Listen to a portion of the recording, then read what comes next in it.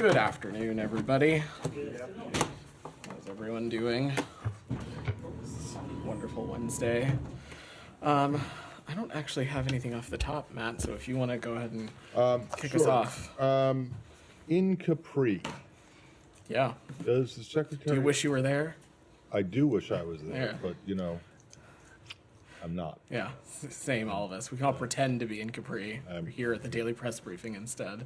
Does the secretary, while he is there, plan to have any Mideast, other than the one group meeting with the G7 that's about the Middle East, does he have any bilateral plans?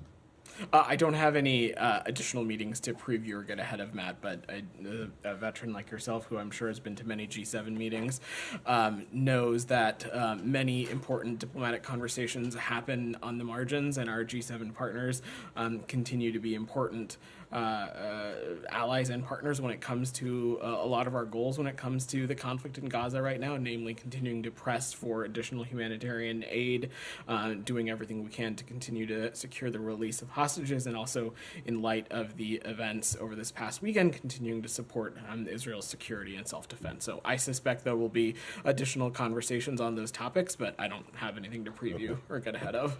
And can you bring us up to speed on his, did he have any additional calls on the way? No additional calls to read out. Okay, and then lastly, what's your latest understanding from the Israelis about what they intend or not intend to do? So, look, Matt, again, I don't have any updates or anything to offer on that. Ultimately, this is a decision for Israel to make. It's their own decision, but we're continue to be engaged with Israeli officials and members of the Israeli government. To everyone, though, we continue to emphasize the importance of avoiding further escalation, and we're working with partners in the region and around the world to continue to create a unified diplomatic response to Iran's reckless and irresponsible behavior over the course of this past weekend. Okay, and then, sorry, I said that the last one was the last one, but this really is the last one. But you've seen that both David Cameron and Baerbock, the German and British foreign ministers, were in Israel ahead of the Capri meeting. Right. Secretary has no plans to follow suit? I have no travel updates to offer a preview at the moment. Go ahead, Daphne. David Cameron said it was clear Israel had made a decision to respond to the Iranian attack. Have you gotten a similar message? I'm not going to speak to the specifics of our diplomatic engagements with Israeli officials. What I can just say is that, again, these decisions are for Israel to make as a sovereign democratic country.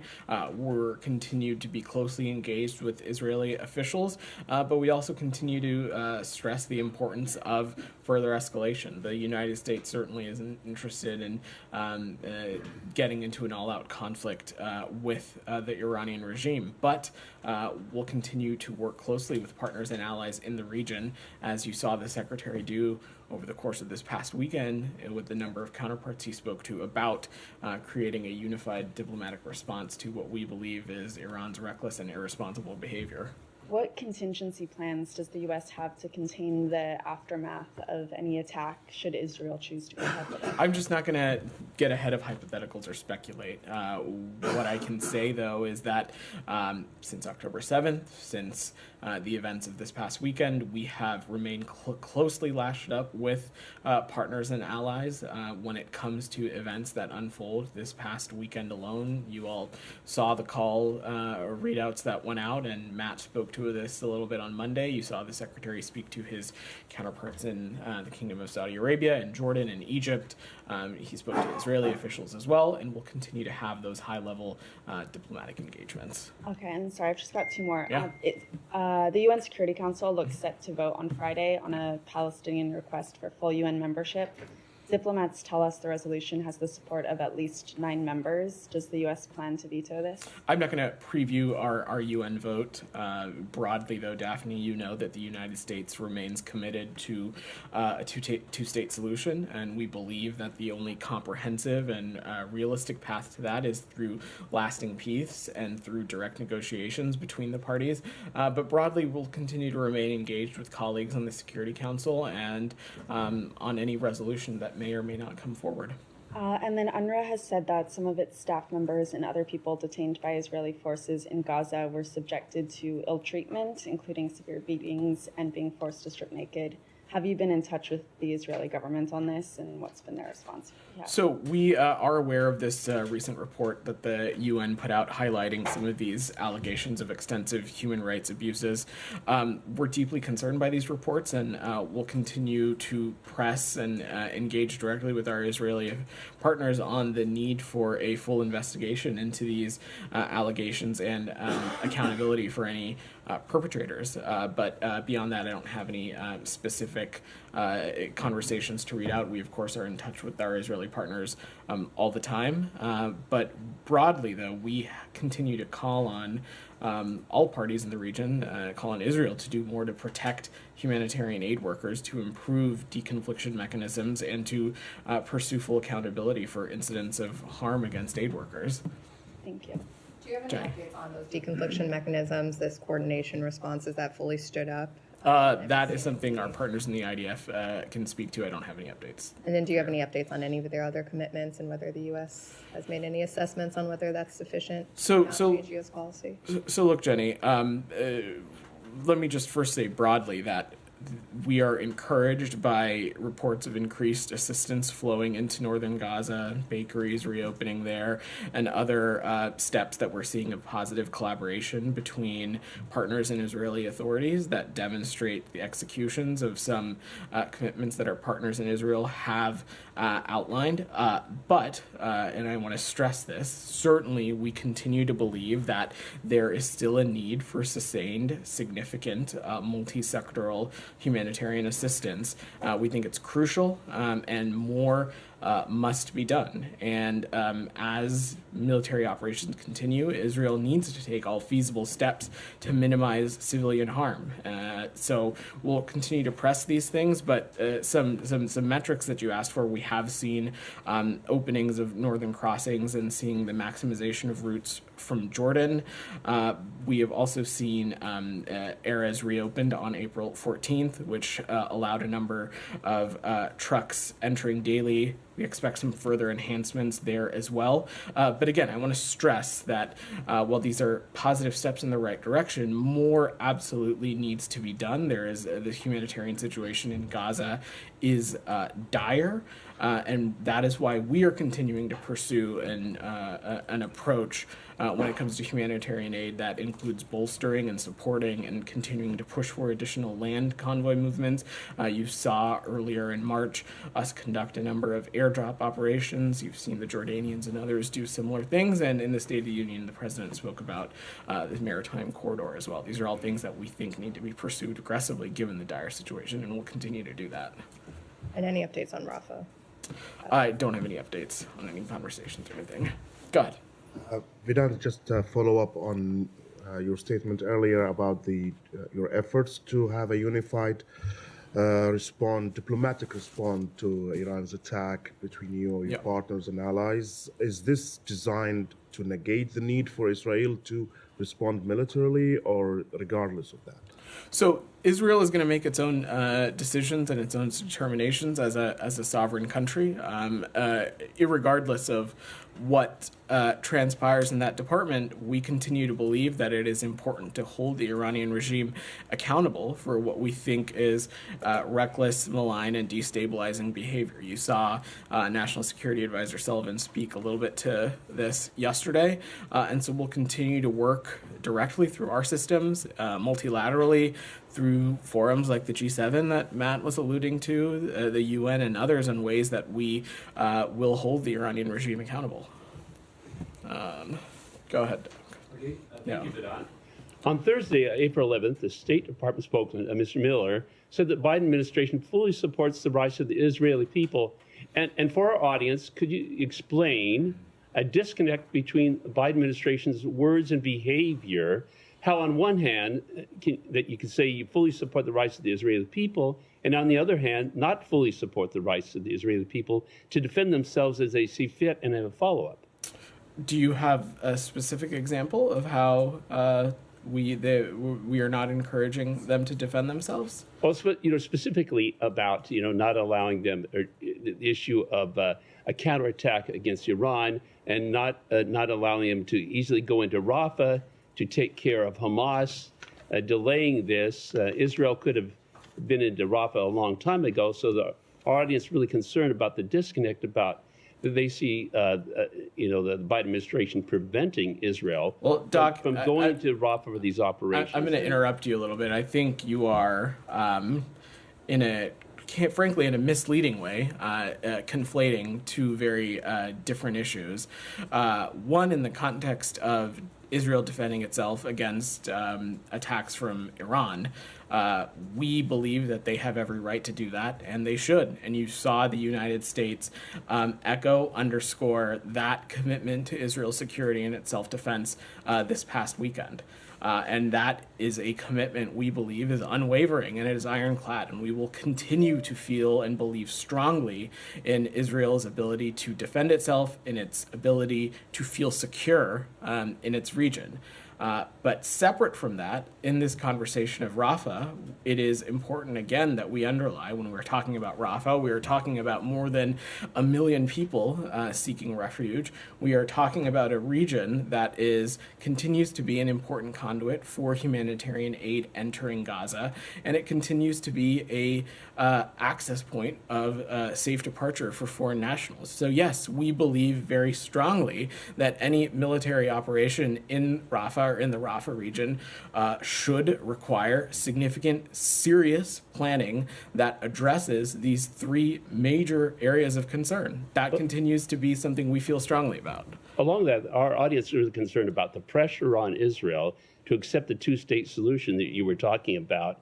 And so what is your response to our audience that really believes that is a way of hurting Israel when many Israeli people do not support a two-state solution, the idea of sharing their land with terrorists, specifically, with Gaza, with Hamas, that Hamas blew their opportunity to really have a peaceful area there. Well, I hope you're not. I really sincerely hope you're not making the claim that all Palestinian people are terrorists, because that certainly is not the case. And quite respectfully, I'm less interested in what your audience is interested in, more what we think is good policy and what we think is beneficial to peace and security in the region, and that we have long felt continues to be a two-state solution. That has been our dire belief prior to the events of October 7th, and it will continue to be so. We think that is the only credible path forward that assures equal measures of peace and security for the Israeli people and the Palestinian people. Well, along with that, what do you say? I'm going to move around. You've gotten 3 questions already. Willie, you've had your hand up. God. Sorry, Lenny. Could you have any update on the investigation into what Israel actually hit in Damascus on April 1st? I don't have any updates for you on the status of that facility or anything like that. Thank you. Go ahead.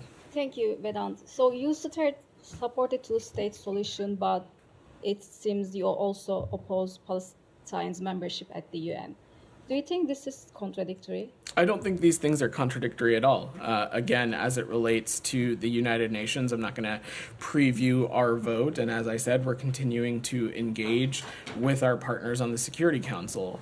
We remain unwaveringly committed to a two-state solution and continue to feel that the only path forward is a comprehensive, lasting peace is going to be through direct negotiations between the parties. And that continues to be what we think is the best path forward. And when you say a two-state solution, is it like a Palestinian state based on 1967 borders with East Jerusalem as the capital? What is your understanding of the two-state solution? So I don't have a change in definition of how we have been talking about a two-state solution. We've been talking about this as a Palestinian state for the Palestinian people, and of course the state of Israel, with the boundaries bounded by 1967, I believe mutually agreed upon land swaps as well, with the status of Jerusalem being a final status negotiation issue.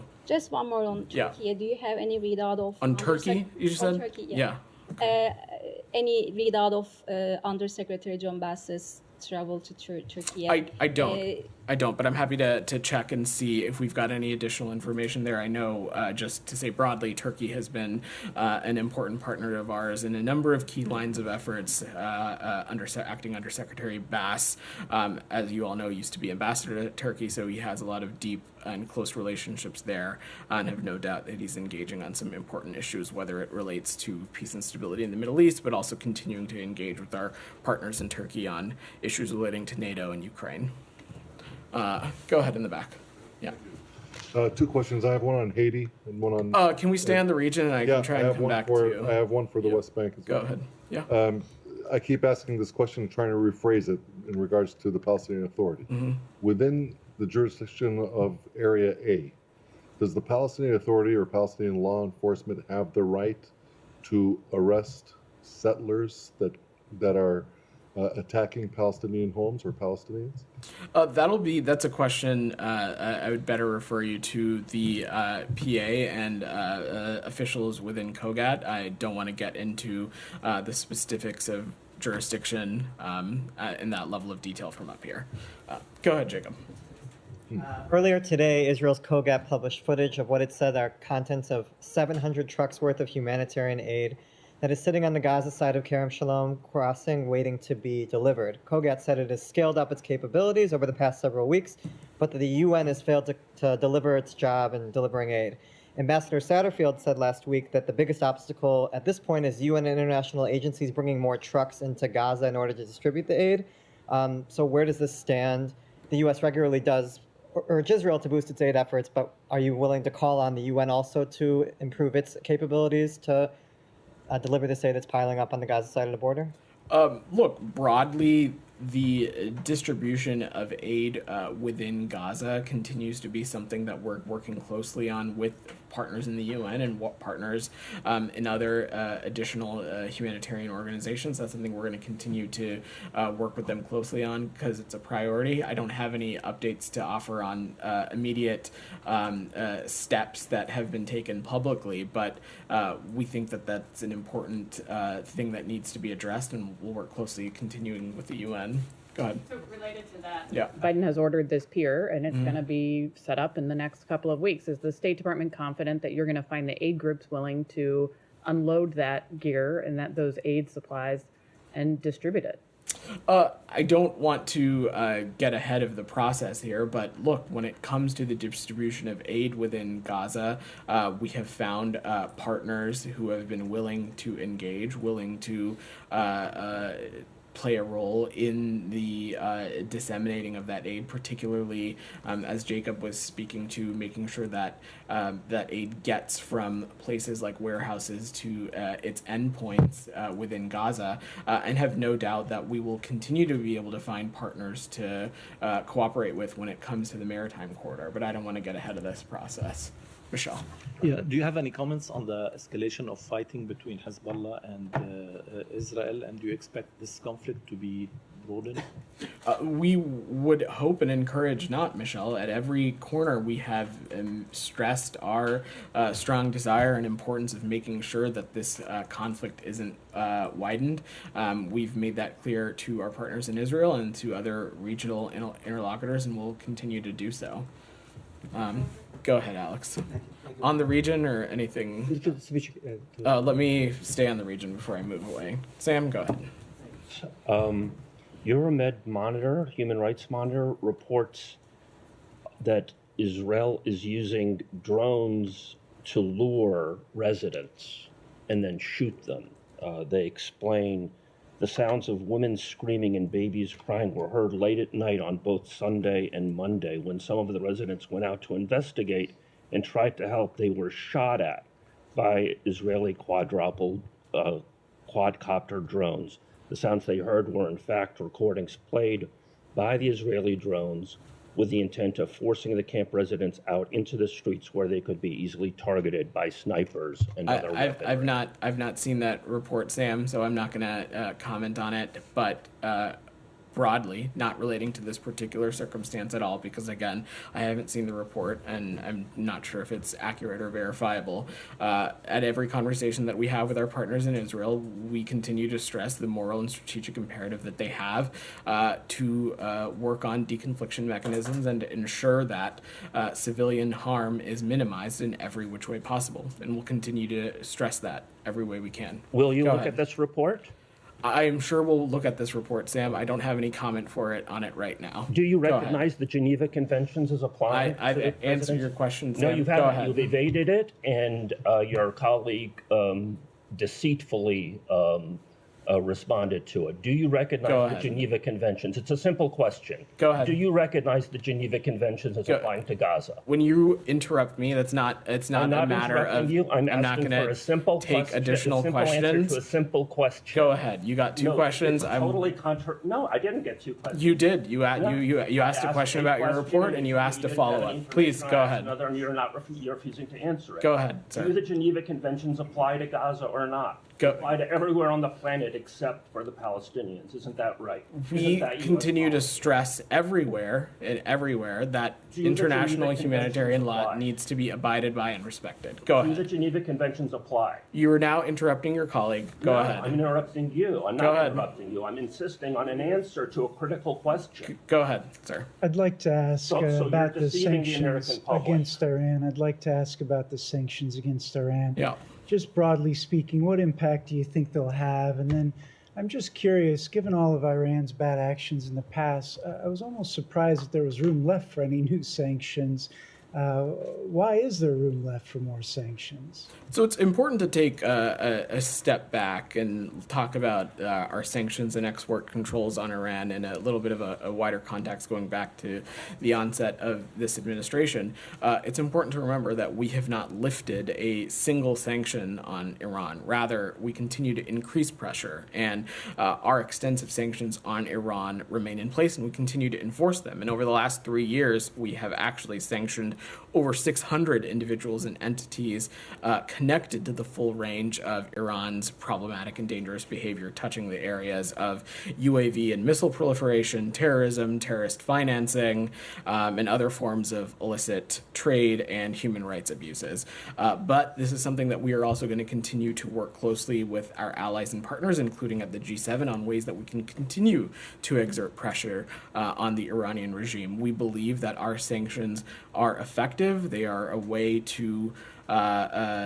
continue to isolate countries and to exert pressure on them as it relates to their behavior. And the impact on the new sanctions? Look, I'm not going to preview any additional actions from here, but we continue to believe that should there even additionally be new sanctions, that continues to be a lever at our disposal to continue to hold the Iranian regime accountable for its actions. So, Bernard, it's just not true that you haven't lifted a single sanction on Iran. I went through this with Matt the other day. Shortly after this administration came into office, you did lift restrictions on sanctions on Iranian diplomats' travel inside when they go to the UN. I think your colleague was speaking about sanctions in the context of designating entities and individuals connected to the Iranian regime, not necessarily parameters that exist around diplomats in the United States. I take your point, Matt, but I think but it's not then true to say that you haven't lifted a single sanction on Iran, because you have.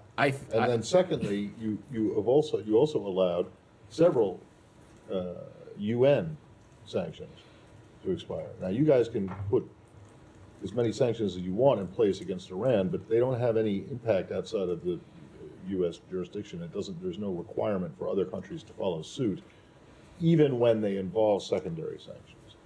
So the arms embargo and the missile sanctions from the UN were allowed to expire, correct?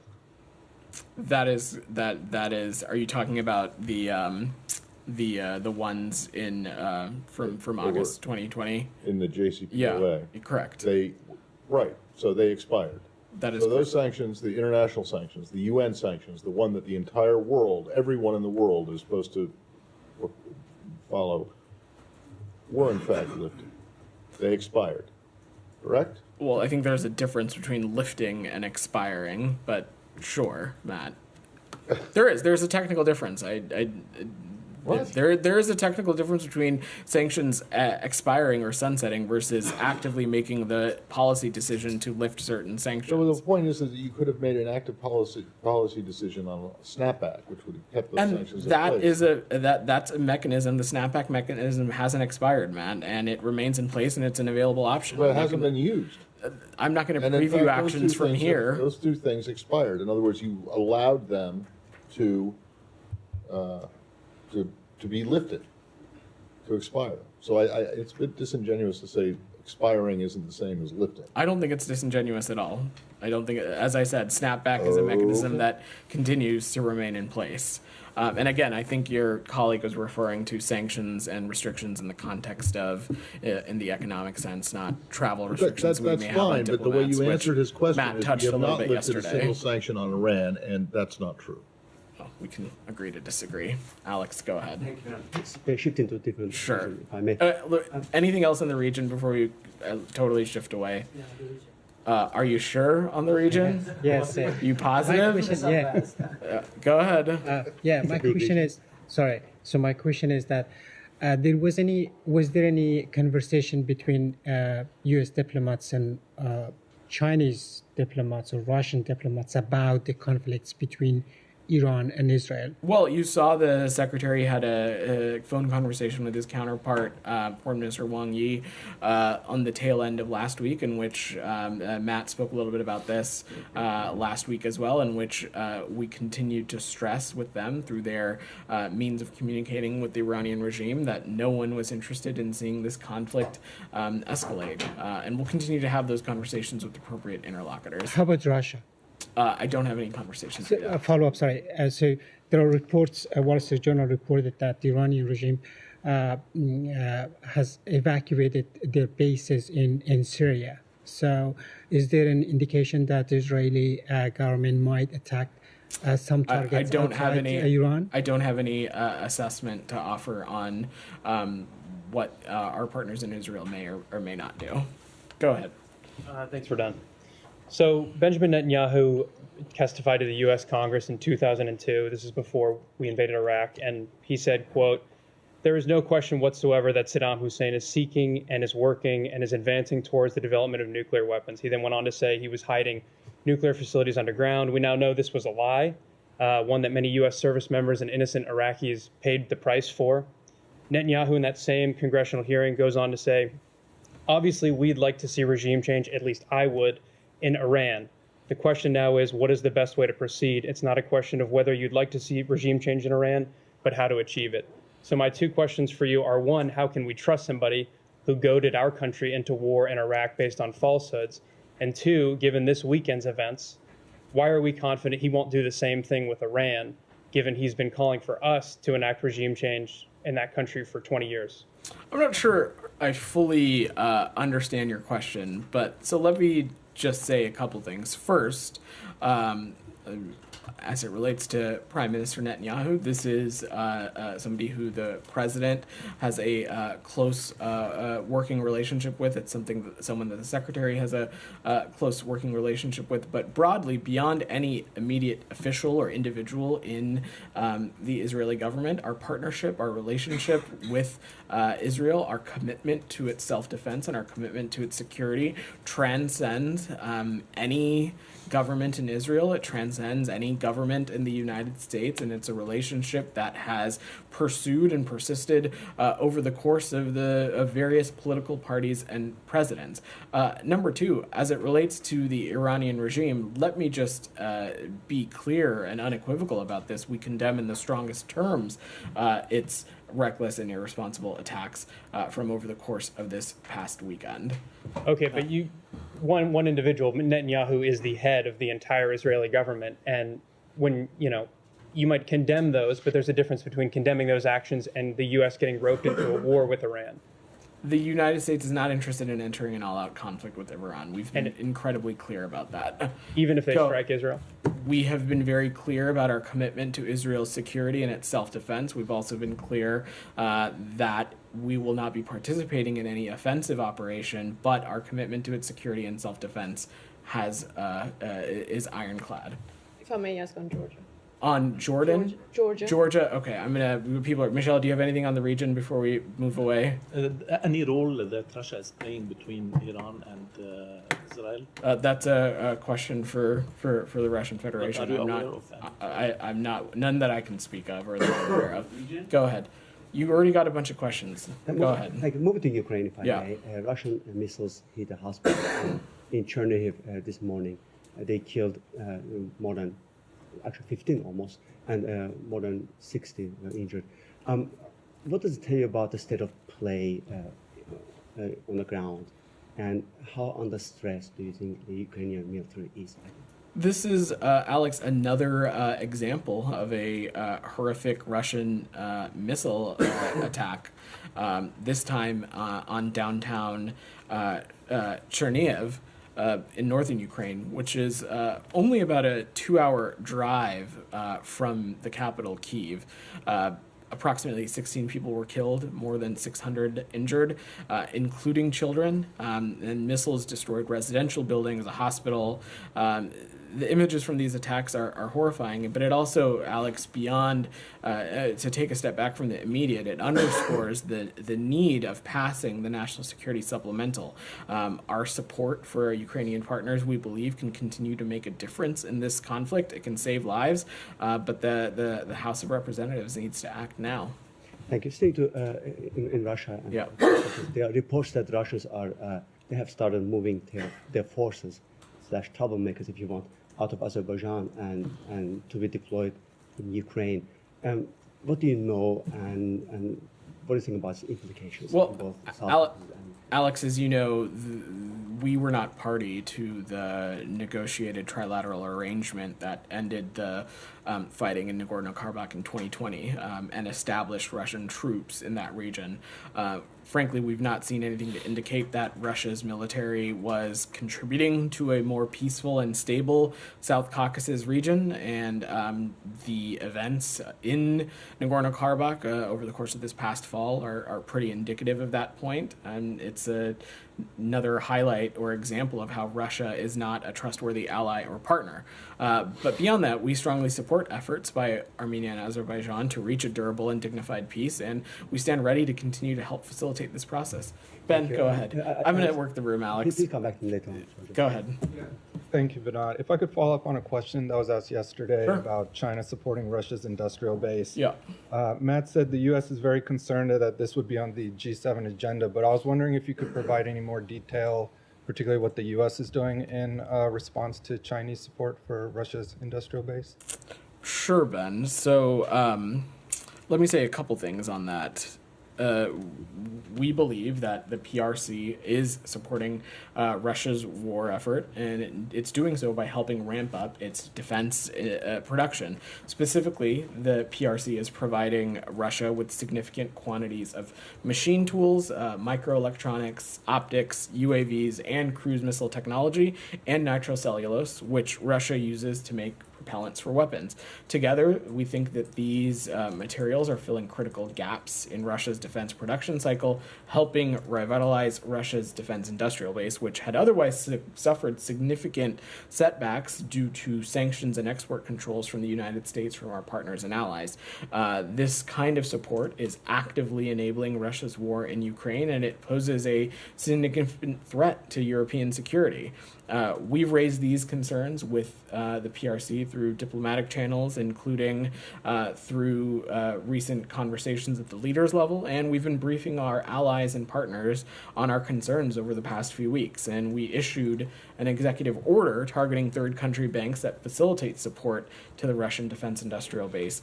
We've sanctioned relevant firms in the PRC and are prepared to take further steps as necessary. Jalil, go ahead. Thank you very much, Vedant. A few humanist questions. Let's keep it to less than a few. We've got a couple other people have their hands up. I'll stop whenever you tell me to. Great. My first question is about these two gentlemen. One of them is very dear to America, and he has my last name as well. His name is Dr. Shakil Afridi. I feel like because of lack of diplomatic courage the Pakistani ambassador has in Washington, D.C., the guy has spent 15 years over there. Pakistani lady in the U.S., Afia Siddiqui, has spent 25 years. I had a father who spent 9.5 years on a fake case. I just personally have sympathies with these prisoners who have spent, and internationally, so like keep the U.S. policy on side. Just from humanitarian point of view, why can't these two people be exchanged? So I don't have any assessment to offer on this. This seems like an internal judicial matter as it relates to Pakistan's justice system. So but the U.S. justice system, can get that Shakil Afridi guy here. He has spent 15 years. Life imprisonment is 12.5 years in Pakistan. So the guy has spent his life in prison. I don't have anything for you on that. One more question, sir. A girl from Utah, Crystal Bayat, even tweeted this today. I have raised this issue here a gazillion times. You have half of the population of country of Afghanistan where girls, since the U.S. withdrawal, are without education. Why did you not just leave them in front of the vultures to be eaten? Today, a girl was sold for $3,500 to a 60-year-old man. If the U.S. has taken, at least I know these steps cannot be stopped at the moment, but for future of girls, for the ones that are going to come in future, so what has the U.S. done in these last 3 years since its withdrawal? Equal rights for Afghan women and girls continues to be a key tenet of our Afghanistan policy, and we continue to reiterate regularly through relevant channels with the Taliban that their self-stated goal of legitimacy can only be achieved and will likely be impossible to achieve if half of their population is being left out of participating in its society, participating in its economy. It continues to be a key factor of our approach to Afghanistan policy, and it's something that we'll continue to work towards. Thank you. Boyle, Just go last ahead. one about I'm going to work the roots. Go ahead. Go ahead. You like this one. Journalists become... Okay, if you ask a question, though, you do this like wind-up thing. Today, Time Magazine has a journalist, Palestinian journalist, as 100 more influential people. No country in the world protects and talk about journalists like the U.S. We have a Pakistani journalist, Arshad Sharif, got killed.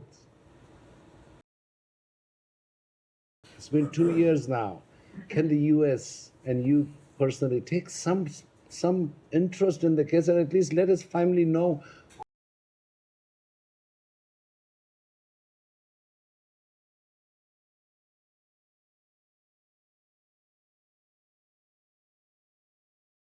zones, they every step possible needs to be taken for them to be protected. But I don't have much else on that circumstance that you laid out. Daphne, you had your hand up. Go ahead. Thank you. So we've seen on social media that the U.S. Embassy received a letter from Chad's government requesting troop withdrawal. Can you confirm this?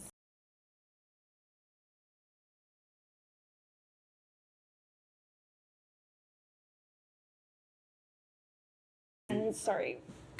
Go ahead. Really quick, yeah. Vote counting is set to begin tomorrow in the Solomon Islands parliamentary election, the first since the Prime Minister struck a security pact with China in 2022. Do you have any indication yet on how these elections have been conducted? I don't have an...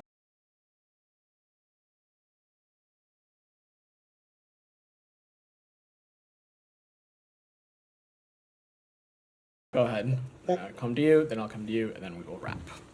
Go ahead, Doyle. Two questions, please. Different two questions. One, as far as the United Nations are concerned, does U.S. or the Secretary have a faith and trust in the UN? Because recently, Mr. Elon Musk said that there is no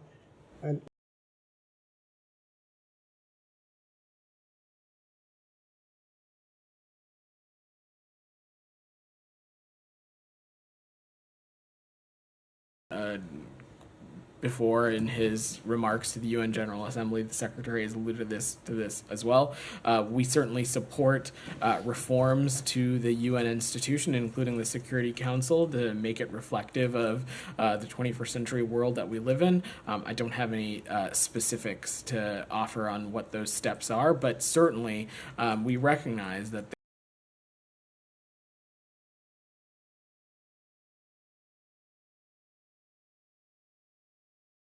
as far as this UN, IMF and World Bank meetings are concerned in Washington, D.C., how does the U.S. diplomacy is affecting around the globe with the other countries? Because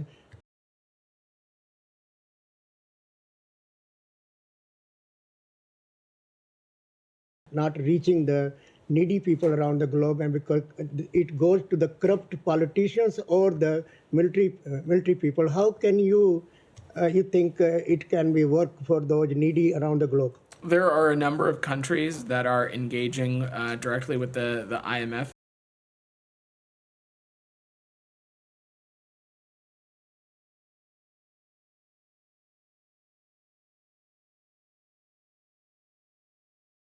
Go ahead, and I will come to you. Thank you. Go ahead. Yesterday, Haiti's government named the members of the transitional council set to take power at some point. Yeah. Do you have any comment on this, and do you think that they could restore security in Haiti? Well, we welcome the announcement of the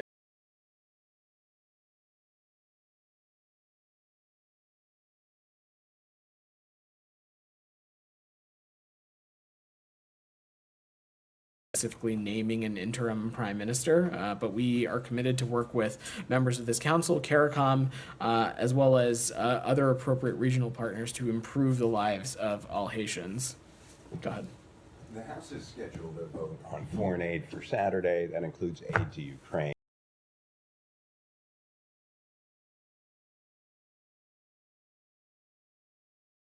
How much damage has been done by the lengthy delay in Congress to the Ukrainian war effort? Because Russians have made significant advances over the past several months. Well, Alex raised this issue and opened up this topic.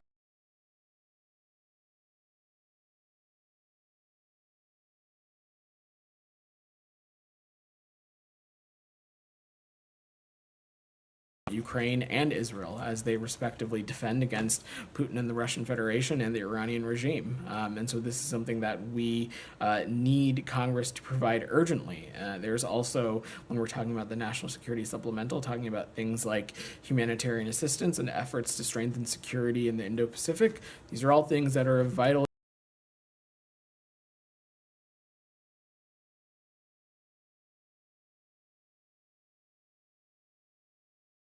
Witnessed a horrific violence in Georgia yesterday by the riot police against peaceful protesters, journalists, and opposition leaders. Today, another protest is taking place against the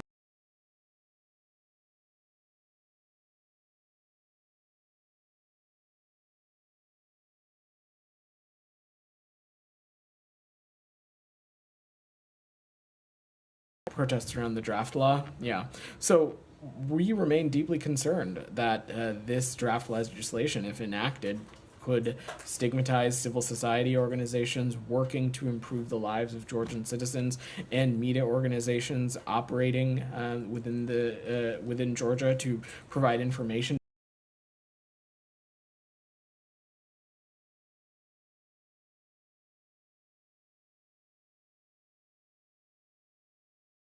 Heed warnings that this bill is not in line with the European Union's norms and values, and it certainly would negatively impact Georgia's progress on its EU path. All right, thanks everybody.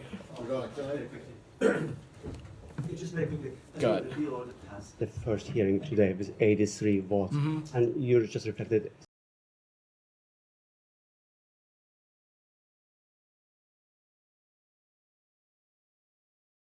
Russian Prime Minister. Is diplomacy, your efforts diplomatically, is dead here, or is it just another bump on the road? We never think diplomacy is dead, Alex. So again, we will continue to urge and reiterate with the Georgian government our dire concerns of this kind of legislation, and he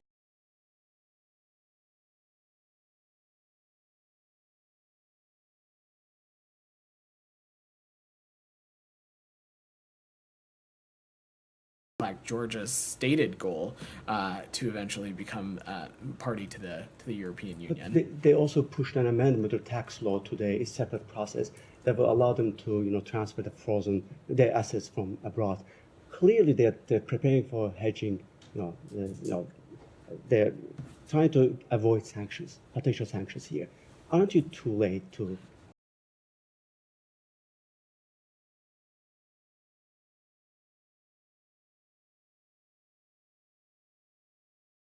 Can you find out from Elle or from whoever if the United States believes that the Geneva Conventions apply universally, in other words, to everywhere on the planet, and also the same question on the Vienna Conventions? And obviously the question before was about whether Geneva Conventions apply in Gaza.